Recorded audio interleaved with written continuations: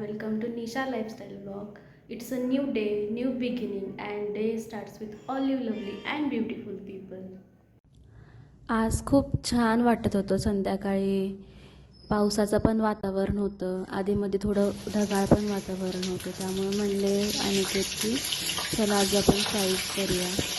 तर मी online order केलं ब्लिंकिटवरून fries आणि मस्तपैकी ते असे तेलामध्ये डीप फ्राय करून घेतले.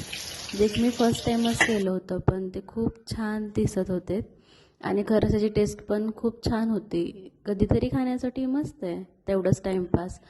मी फक्त याच्यावर मीठ आणि ऑरिगॅनो टाकले होते. तर मस्तपैकी असं संध्याकाळचं इतकं छान वातावरण झालं होतं ना, पाऊस थांबला होता. रिमझिम रिमझिम आधीमध्ये येत होता, पण थांबला होता बऱ्यापैकी. वातावरण पण छान होतं. मग ते बोलले की मिसळ करूयात.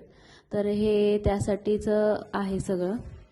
कांदा, कोथिंबीर, तिखट, हळद, हिंग, मीठ आणि वाटण जे आहे ते कांदा, टोमॅटो आणि लसणाचं आहे. आणि हा मटकीचा स्टॉक आहे, मटकी आणि बटाट्याचा. तर मी ह्या पातेल्यात करणार आहे मिसळ.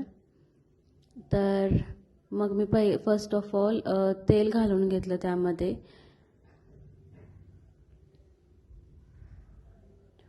जेवढं लागते सफिशियंट असेल तेवढं मी तेल आधी घातलं आहे. त्यानंतर मस्तपैकी चॉप केलेला कांदा मस्तपैकी गोल्डन अँड ब्राऊन होईपर्यंत तो फ्राय करून घ्यायचा आहे आपण. त्यानंतर तिखट, हळद, मीठ आणि हिंग ते मी टाकलेलं आहे कांदा गोल्डन अँड ब्राऊन झाल्यावर. त्यानंतर हे कांदा, टोमॅटो, लसूण हेचं वाटण आहे. ॲक्च्युली मी यामध्ये ओलं खोबरं पण घालते, पण माझ्याकडे आता सध्या ते अवेलेबल नसल्यामुळे मी फक्त कांदा, टोमॅटो आणि लसूण याची प्युरी करून घेतली होती. तर मी तिथं आता ॲड केली आहे त्यामध्ये. आणि मस्तपैकी त्याला तेल सुटेपर्यंत थोडंफार परतून घ्यायचं. त्यानंतर चला मी तुम्हाला दाखवते की कसं झालं आहे ते आता. तर असं त्याला तेल सुटेपर्यंत ना छानपैकी त्याला असं परतून घ्यायचं, की जेणेकरून त्याचं तेल वेगळं झालं पाहिजे मसाल्यावरून. तर त्यानंतर आपण जे स्टॉक काढला होता ना मटकी आणि बटाट्याचा, तर तो मी इथं ॲड करते. ते स्टॉक, त्याचं पाणी, मटकी आहेत, बटाटा आहे. तर हे सगळं ॲड करून घ्यायचं मस्तपैकी. ॲड करून झालं की थोडं मिक्स करायचं आणि त्यानंतर आपली मेन इन्ग्रेडियंट आपला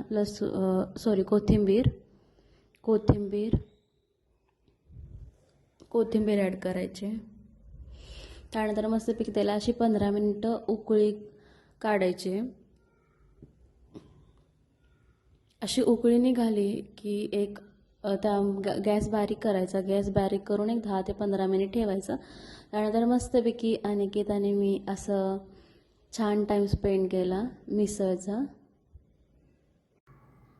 जर तुम्हाला आजचा ब्लॉग आवडला असेल तर please do like, share, comment and subscribe.